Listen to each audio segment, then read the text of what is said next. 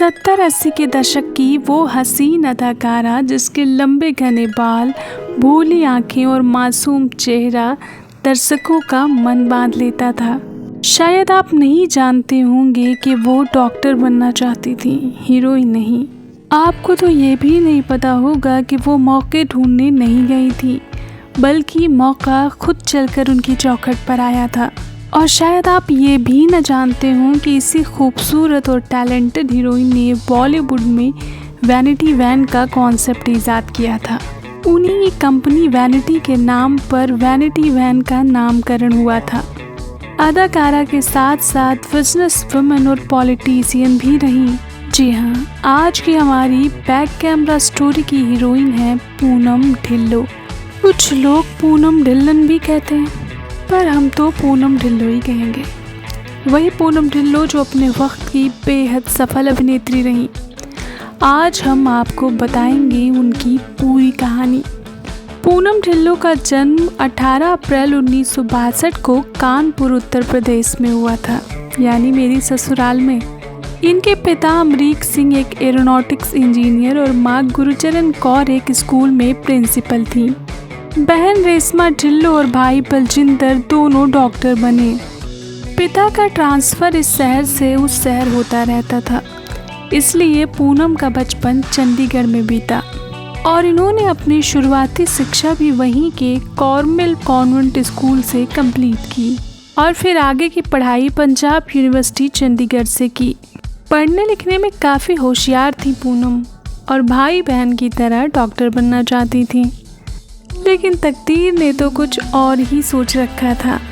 जब पूनम 10th में थी तभी इन्होंने शौकिया तौर पर फेमना मिस इंडिया के लिए अप्लाई कर दिया था और इनका सिलेक्शन भी हो गया और 1978 में महज 16 साल की उम्र में इन्होंने वो खिताब भी जीत लिया।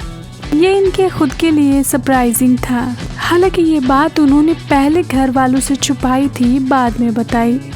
और इसी प्रतियोगिता के दौरान ली गई इनकी तस्वीरों पर मशहूर फिल्म मेकर यश चोपड़ा जी की नज़र पड़ी और वो इनकी खूबसूरती से बहुत ज़्यादा प्रभावित हुए और इनको अपनी हीरोइन बनाने का फैसला कर लिया। फिर इनकी खोज खबर निकाली और अपनी आगामी फिल्म त्रिशूल का ऑफर दिया, लेकिन पूनम ने तब इनकार कर दिया था क्योंकि पेरेंट्स भी नहीं चाहते थे कि वे फिल्मों में काम करें। लेकिन कुछ दिन बाद अपने दोस्तों से बात करने के बाद इनका इरादा बदला और इन्होंने पेरेंट्स से बात की, लेकिन पेरेंट्स ने इन्हें सिर्फ गर्मी की छुट्टियों भर में शूटिंग करने की मंजूरी दी। ये बात पूनम ने यश चोपड़ा साहब को बताई और यश चोपड़ा इस बात पर भी राजी हो गए और 1978 में ही इनकी पहली फिल्म त्रिशूल आई, जिसमें इन्हें अमिताभ बच्चन, शशि कपूर, संजीव कुमार, राखी जैसे उस वक्त के दिग्गज कलाकारों के साथ काम करने का मौका मिला। फिल्म में इनके अपोजिट हीरो सचिन थे और गपुची गम गम गाने में दोनों की जोड़ी खूब जमी और ये गाना खूब मशहूर हुआ। फिल्म हिट होते ही पूनम के पास ऑफर्स की लाइन लग गई, लेकिन शुरू में काफ़ी कंफ्यूज थी पूनम क्योंकि अभी भी वो डॉक्टर बनना चाहती थी। लेकिन उनके भाई ने उन्हें समझाया और वो समझ गई कि उनका भविष्य फिल्मों में है। उसके बाद 1979 में फिर एक बार यश चोपड़ा ने उन्हें नूरी में कास्ट किया और कमाल हो गया, मैजिकल रिजल्ट्स मिले। खूबसूरत गीत संगीत से सजी हुई फिल्म सुपरहिट रही। साथ ही साथ अभिनेता फारूक शेख भी कामयाब हो गए, जो कि इस फिल्म में इनके अपोजिट हीरो थे। इस फिल्म के गाने भी सुपरहिट रहे, लेकिन इसके बाद रेड रोज, निशाना, बीबी ओ बीबी जैसी नाकामयाब फिल्में भी इनके नाम हुई। लेकिन दिन के बाद रात और रात के बाद दिन तो होता ही है। पूनम ने कोशिश और मेहनत करनी नहीं छोड़ी और फिर सफलता की ऊंचाइयां छूने वाली फिल्में दर्द, तेरी कसम, रोमांस, सोनी महिवाल, तेरी मेहरबानियां, समुंदर, सवेरे वाली गाड़ी, कर्मा, नाम जैसी फिल्में इनके नाम रही। तमाम कामयाब फिल्मों का हिस्सा रही पूनम और इस तरह एक डॉक्टर बनने की ख्वाहिश रखने वाली लड़की एक मशहूर अभिनेत्री बन गई। लेकिन जिंदगी की गाड़ी इतनी सीधी पटरी पर कहाँ चलती है। इन सब के बीच कई निर्माता निर्देशकों के साथ इनके प्रेम संबंध की अफवाहें भी उड़ी। त्रिशूल फिल्म के सह निर्माता रमेश तलवार को पूनम से प्यार हो गया था, लेकिन पूनम उन्हें सिर्फ अपना दोस्त मानती थी। 80 के दशक में इन दोनों का नाम खूब जोड़ा गया था और खूब गॉसिप्स हुई इनके नाम पर। लेकिन जब एक पत्रकार ने यश चोपड़ा साहब और पूनम के बारे में आर्टिकल छापा तो पुरानी अफवाह थम गई और नई ने तूल पकड़ ली। और तलब है कि अपने शुरुआती दिनों में पूनम यश चोपड़ा के यहाँ ही रहती थी और अक्सर उनके साथ पार्टियों में दिखाई देती थी। और फिर इसके बाद इनका नाम एक और निर्माता राज सिप्पी के साथ जोड़ा गया। पूनम भी राज से शादी करना चाहती थी, लेकिन पहले से शादीशुदा राज अपने पुराने रिश्ते तोड़ना नहीं चाहते थे, लिहाजा नया रिश्ता हाथ से छूट गया। पूनम ने खुद ही उनसे दूरी बना ली। ये वक्त इनके लिए काफ़ी मुश्किल रहा। उसी साल उनके पिता की मौत भी हो गई, जिससे पूनम को बहुत दुख हुआ और वो काफ़ी शांत रहने लगी थी। जाहिर सी बात है कि करियर की सफलता के साथ साथ व्यक्तिगत जीवन के तमाम उतार चढ़ाव झेलना उनके लिए आसान नहीं था। ये अपने पिता की मौत के बाद काफ़ी दुखी थी और उसी साल इनके एक दोस्त उमेश मेहरा ने होली पार्टी ऑर्गेनाइज की और पूनम को भी इनवाइट किया। और इसी पार्टी में पूनम की मुलाकात एक और फिल्म निर्माता अशोक ठकेरिया से हुई, जो कि दिल, बेटा, राजा और मन जैसी तमाम सफल फिल्मों के निर्माता रह चुके हैं। पार्टी में पहुंच तो गई थी पूनम, लेकिन काफ़ी उदास थी और गुमसुम थी। एक कोने में खड़ी थी। अशोक को पहली ही नज़र में इनसे प्यार हो गया।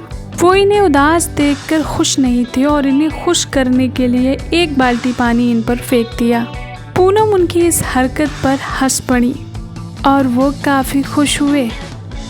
धीरे धीरे दोनों में बातचीत बढ़ने लगी और लोगों का कहना तो ये है कि जब तक पूनम ने शादी के लिए हाँ नहीं बोल दी, तब तक रोज़ अशोक उनके लिए फूल भिजवाया करते थे।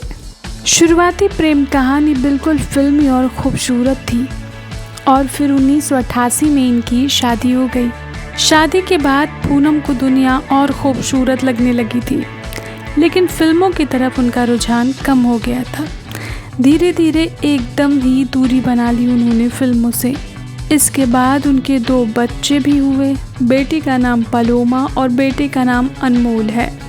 अनमोल भी फिल्मी दुनिया में अपनी किस्मत आजमाने में लगे हुए हैं। कुछ सालों तक सामान्य रूप से खुशी खुशी ज़िंदगी गुजरी, लेकिन 1994 आते आते मामला बिगड़ने लगा। अशोक तो काम काज में बिजी हो जाते थे, लेकिन पूनम खालीपन की शिकार हो रही थी। पति पत्नी के बीच काफ़ी डिस्टेंस हो गया था और दोनों में बहस भी होने लगी थी। रिश्ता पहले से ही थोड़ा मुश्किल में चल रहा था कि इसी बीच पूनम को अशोक के एक्स्ट्रा मैरिटल अफेयर की खबर पड़ी। बिगड़ी हुई बात और बिगड़ गई, दोनों में दूरियां और बढ़ गईं और फिर उसके बाद पूनम ने भी नया साथी तलाश लिया। कुछ लोगों का कहना तो ये भी है कि पूनम ने पति से बदला लेने के लिए ऐसा किया था। पूनम की नज़दीकियां हांगकांग के एक बिजनेसमैन से बढ़ गई थीं। बिगड़ते बिगड़ते मामला शादी के टूटने तक पहुंच गया। शादी की डोर कमज़ोर हुई और 1997 में इनका तलाक हो गया। लेकिन उसी साल फिल्म जुदाई से इन्होंने सिल्वर स्क्रीन पर दोबारा वापसी की और फिर 2002 से 2004 तक जी टीवी के शो किटी पार्टी में नजर आईं। 2009 में बिग बॉस में भी नजर आई पूनम और सेकंड रनर अप भी रहीं। फिर उसके बाद इन्होंने कई धारावाहिकों में काम किया। कपिल शर्मा शो में भी 2 बार एज अ गेस्ट नजर आईं और आज भी वो टीवी और फिल्म इंडस्ट्री में सक्रिय हैं। हमारी तो यही कामना है ईश्वर से कि वो उन्हें हमेशा स्वस्थ और खुशहाल रखें। तो दोस्तों, ये थी हमारी प्यारी पूनम ढिल्लो यानी पूनम ढिल्लन की कहानी। आज के लिए बस इतना ही। ऐसी ही इंटरेस्टिंग और मोटिवेशनल स्टोरीज सुनने और जानने के लिए जुड़े रहिए बैक कैमरा स्टोरीज के साथ। Bye bye, love you.